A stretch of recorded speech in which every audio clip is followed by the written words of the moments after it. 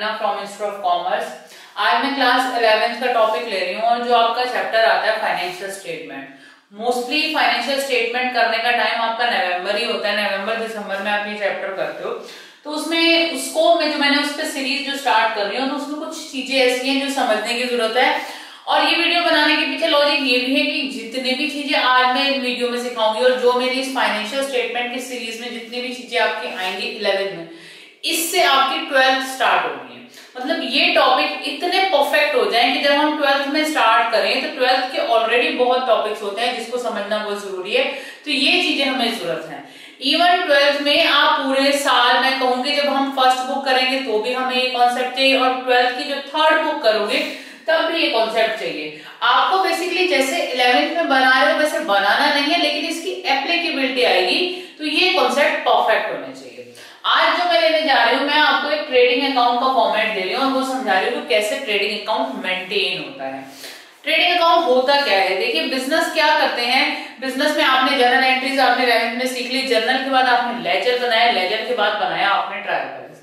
Trial balance का काम हो गया। अब ट्रायल बैलेंस से डेटा उठा के हम बनाते हैं ट्रेडिंग अकाउंट। ट्रेडिंग अकाउंट से हमें पता क्या चलता है? हमें बिजनेस का ग्रॉस प्रॉफिट पता चलता है। What we are going to get, gross profit. हो सकता है ग्रॉस लॉस भी हो, तो हमें क्लियर होना चाहिए कि हमें करना क्या है। ट्रेडिंग अकाउंट बनाते हैं, ट्रेडिंग के बाद प्रॉफिट एंड लॉस अकाउंट बनता है, फिर बैलेंस शीट बनता है। ये पूरा फॉर्मेट है, मैं आगे अपनी सब्सिक्वेंट वीडियोस में सब कॉन्सेप्ट कवर करूंगी, बट अभी मैं ट्रेडिंग अकाउंट पे आ रही हूँ। उससे रिलेटेड कुछ चीजें हैं जिसको मैं डिस्कस करने जा रही हूँ। तो ट्रेडिंग अकाउंट के लिए करना क्या है? सबसे पहली चीज, आपको ट्रायल बैलेंस गिवन होगा। ट्रायल बैलेंस में आपको ओपनिंग स्टॉक गिवन होगा जो आपको डेबिट में सबसे पहले पुट करना है। ये बात ध्यान रखनी। एक्चुअली इसका ऑर्डर है, ये नहीं है कि आप कोई और एलिमेंट पहले लेते हैं। सबसे पहली चीज क्या होती है? आपको ओपनिंग स्टॉक पुट करना है जो आपको ट्रायल बैलेंस में गिवन है। उसके बाद जो सेकंड एलिमेंट आपको पुट करना है, आपको अपनी परचेजेस पुट करनी है, लेकिन परचेजेस में से परचेज रिटर्न डिडक्ट करने के बाद। परचेज रिटर्न क्या है? आपने स्टॉक खरीदा था, उसे रिटर्न कर दिया। आपने परचेजेस की और उसे रिटर्न कर दिया। वो परचेज रिटर्न के नाम से हो सकता है, रिटर्न आउटवर्ड के नाम से हो सकता है, व्हाटएवर इट इज। तो यहाँ पर जब हम वैल्यू पुट करते हैं purchase minus purchase return, that is net purchases. उसके बाद जो थर्ड एलिमेंट आता है दैट इज डायरेक्ट एक्सपेंसेस। इसको समझना बहुत जरूरी है।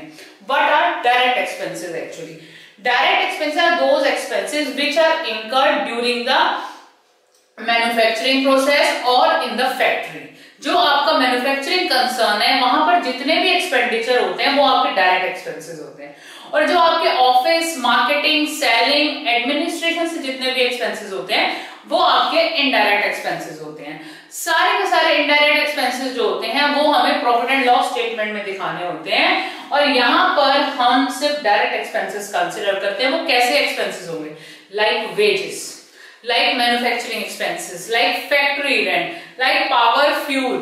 आपको स्पेसिफाइड होगा, नहीं तो आपको आइडेंटिफिकेशन आना चाहिए which expenses are incurred in your manufacturing process that are direct expenses that you have to put। Basically आपको मेनली जो मिलेंगे वो वेजेस मिलेगी, फैक्ट्री रेंट मिलेगा, आपको पावर मिलेगा, फ्यूल मिलेगा, और भी कोई ऐसे एक्सपेंसेस है जो आपको लग रहा है कि वो फैक्ट्री में इंकर्ड हुए हैं, वो आपको यहाँ पर पुट करने हैं। ठीक है जी।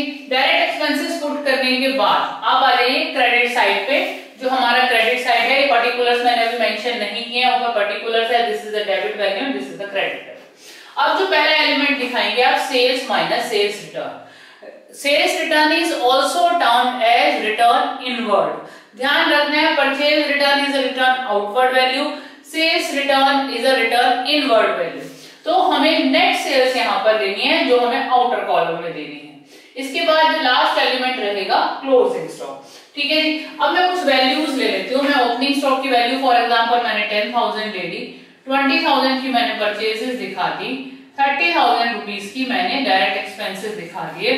उसके अलावा 50,000 रुपीज की मैं फॉर एग्जांपल सेल्स दिखा देती हूँ, 10,000 रुपीज का मैं स्टॉक दिखा देती हूँ। तो ध्यान से देखिए, हम क्रेडिट साइड का करेंगे टोटल, बाई चांस इसको हम 20 कर देते हैं, हमारा प्रॉफिट तो आए। ठीक है जी। 70,000 रुपीज की हमारी क्रेडिट साइड वैल्यू आ गई। ठीक है। अब हमें करना क्या है? ये 70,000 सेम के सेम हम यहाँ लिखेंगे। आप डेबिट साइड का टोटल करेंगे 30 + 20 + 10 दैट इज 60,000 का आपको एक्सपेंडिचर करना है। और आपकी जो इनकम साइड है यानी सेल्स से जो आपका स्टॉक बचा है वो 70,000 रुपीज का है।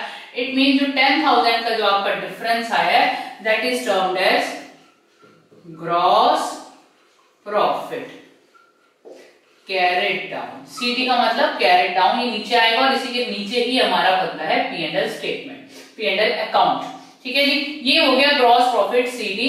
10,000 रुपीज का आपका ग्रॉस प्रॉफिट आ गया। ये आपका ट्रेडिंग अकाउंट का फॉर्मेट है जो आपको करना है। और एक बार चीज ध्यान रखनी है, ऐसा भी हो सकता है कि आपकी डेबिट साइड के एक्सपेंसेस ज्यादा हो तो आपका जो डिफरेंस आएगा बैलेंसिंग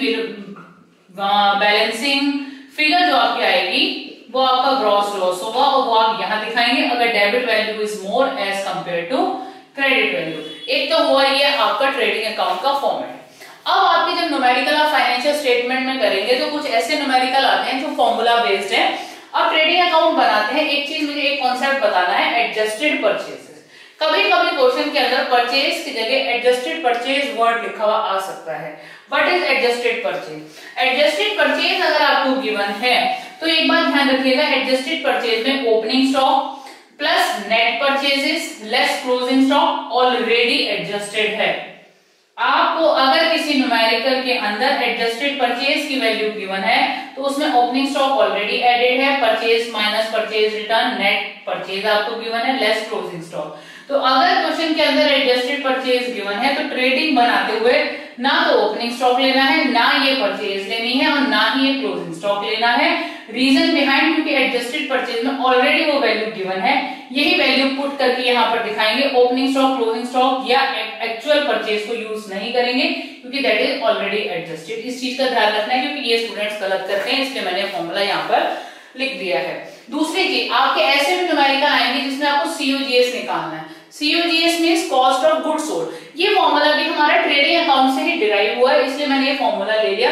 और ये फॉर्मूला तो भाई आपको पूरे 11th में भी चाहिए और ये 12th में तो बहुत जगह चाहिए आपको।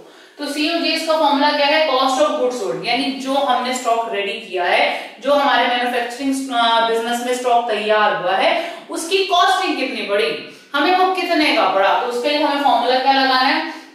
ओपनिंग स्टॉक, OS मतलब ओपनिंग स्टॉक मैंने शॉर्ट में लिखा है, plus net purchases. Net purchases means purchase minus purchase return, plus direct expenses, वो वेजेस हो सकते हैं, वो फैक्ट्री एक्सपेंसेस हो सकते हैं, वो मैन्युफैक्चरिंग एक्सपेंसेस हो सकते हैं, वो फैक्ट्री रेंट हो सकता है, वो पावर फ्यूल या और कोई एक्सपेंसेस हो सकते हैं जो आपके फैक्ट्री में हुए हैं। डायरेक्ट एक्सपेंसेस लेने के बाद आप क्लोजिंग स्टॉक को लेस करेंगे तो जो वैल्यू आएगी दैट इज COGS। अब समटाइम्स आपको ट्रेडिंग बनाते हुए COGS भी गिवन हो सकता है, तो आपके लिए और इजी है, सीधा COGS इधर पुट करोगे, सेल्स पुट करोगे और ग्रॉस प्रॉफिट निकाल लोगे। तो ट्रेडिंग बनाते हुए आपको क्वेश्चन में ध्यान रखना है, आपको COGS की वैल्यू गिवन तो नहीं है, एडजस्टेड परचेज की वैल्यू गिवन तो नहीं है, और अगर ये दोनों वैल्यू गिवन नहीं है, नॉर्मल केस है तो आप ऐसे ट्रेडिंग बनाएंगे। अदरवाइज ये जो एलिमेंट्स यहाँ पर आ गए तो ऑब्वियसली अगर वो इसमें एडजस्टेड है तो आपको यहाँ पुट नहीं करनी। ये तो कॉमन सेंस है जिसे आप यूज कर सकते हैं और अपने ट्रेडिंग अकाउंट को परफेक्ट कर सकते हैं। दोबारा बोलूंगी, ये जो चैप्टर है ये आपको 12th में बहुत ही अच्छे से चाहिए, किसी भी तरीके से आ जाए, हमारा गड़बड़ नहीं होना चाहिए। हमें 11th में financial statement with and without adjustment को बहुत ही परफेक्ट करना है, सो दैट जो हमारे 12th के कॉन्सेप्ट है वो भी परफेक्ट हो सके। All the best, thank you.